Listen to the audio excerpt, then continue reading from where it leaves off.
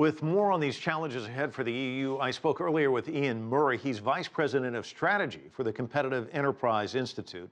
That's a nonprofit public policy organization here in Washington.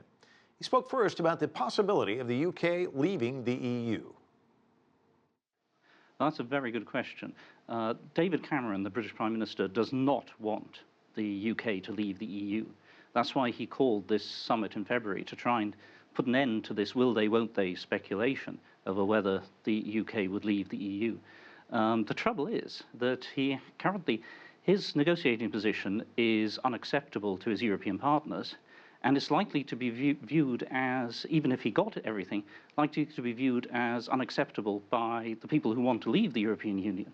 So I think his best chance is if he gets a slightly better than expected result from this summit in February, and then calls a snap referendum. What about strained relations with Russia? How does that factor into 2016, do you think? Well, no, the big issue with Russia is that it controls a lot of the energy of Eastern Europe, access to energy from Eastern Europe and natural gas. But at the moment, Russia really has its hands full with ISIS and the Ukraine. And I think if, as long as Russia is preoccupied with those, then I think the European Union is going to be paying more attention to its internal divisions than any external threats. Well, and it has its hands full too. Let's back up to 2015. Greece, a huge problem early in the year, and yet Greece, Spain, unemployment still at 25%. I was looking France, Portugal, Ireland at 10%. Yeah.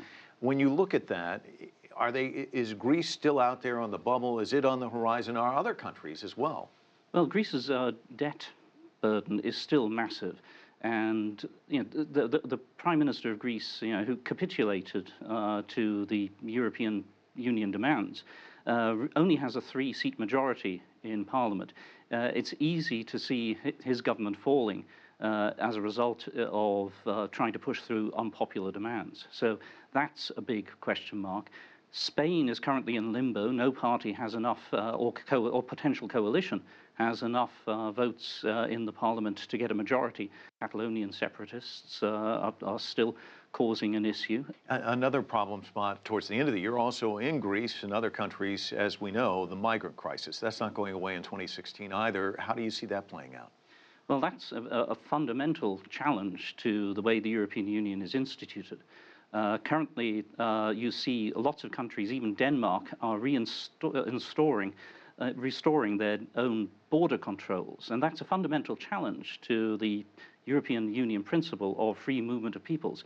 If Schengen collapses, then it's easy to see other EU institutions collapsing as well as a result of nationalistic pressure. So 2016 doesn't look all that great in some respects, but I want to talk to you a little bit about Kerry Brown was writing in the Diplomat. He suggests that 2016 the EU should grant China market economy status, saying it would give the opportunity to at least put the relationship with China on a stronger strategic footing. German Chancellor Angela Merkel said late last year, in principle, she was positive about granting market economy status. Where do you see that going in 2016? Is it a possibility? Well, I know that George Osborne, the British Chancellor, regards this as a very important part of his platform. He's spent a lot of time in China recently.